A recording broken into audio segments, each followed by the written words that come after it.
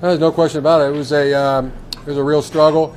The Panthers front sevens we talked much about, and then rightfully so is as good as it gets. And it was a struggle. It was a real arm wrestling kind of a struggle. And thought our guys did great up front, and defensively, getting the shutout in the second half was big for us. And I thought our special teams really responded today as well. Was this some kind of a statement with those 2 goal line stands that your defense made? I think it, facts are stubborn things, and you keep them out of the end zone, on the goal line. That is a statement, and they were just playing football, and they got it done. Jim, the touchdown just before halftime. To clarify, were you upset at the no touchdown call, or was it the clock run? No, I mean I saw Vernon.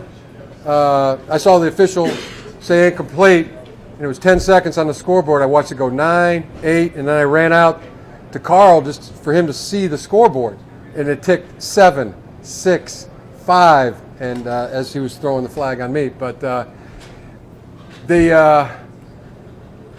was just trying to get somebody's attention to look at the scoreboard, and because that was huge at that point to me.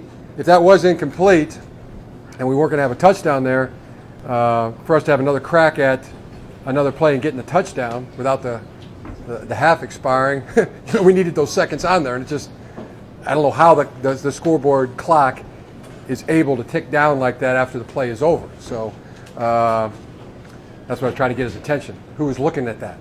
What went through your mind when that play was reviewed and overturned? I dodged a bullet. I was, a couple of the players told me to get my butt off the field, and we can't have that. So they were right. Jim, you talked about fun in these playoffs. Was this game fun, or was it more grueling, kind of violent?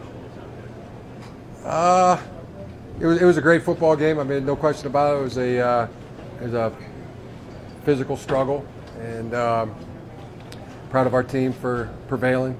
Thought Dante Whitner said it real good right before the game. I mean, every man up, and they did. And you're very proud of your team when they do that. When you go on the road and in a playoff game, beat another team that's a very good football team, in their stadium. Yes, it does make you feel like a strong, mighty man. How does this team stack up to last year's at this point? I don't have that list in front of me. Yeah, but the year of experience to last year, does that help a lot? Team's excited about moving on. I mean, this is a tournament, and it's much like playground basketball. Winners stay and play. Losers go home, and we want to keep playing. That's what we wanted. That's what was in their hearts, and they came out and played like it. What are you willing to do to stay out there on the floor and stay in the tournament?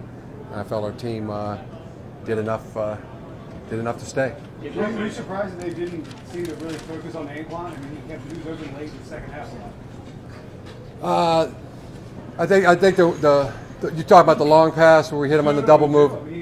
Yeah, I think that was the big one. The double move, the slant and go.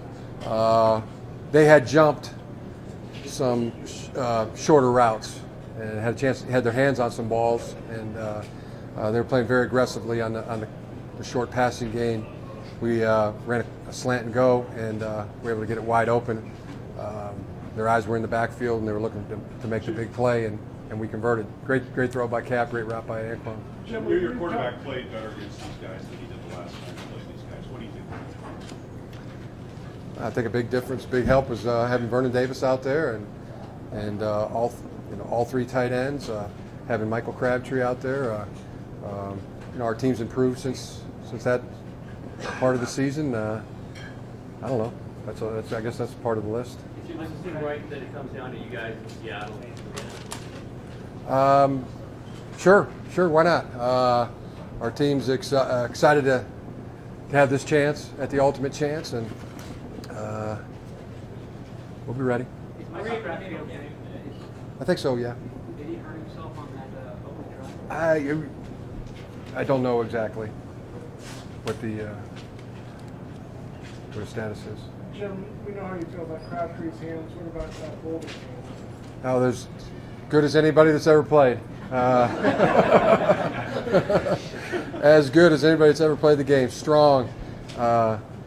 He's an amazing competitor, and just I say that about all our guys. When you're in a tournament or if you're in a playground basketball game, I mean, you want the rest of your team to have as many competitors on the court or on the field as you possibly can, and I feel like we've got the most. I feel like we've got the most competitors, and I feel great about that.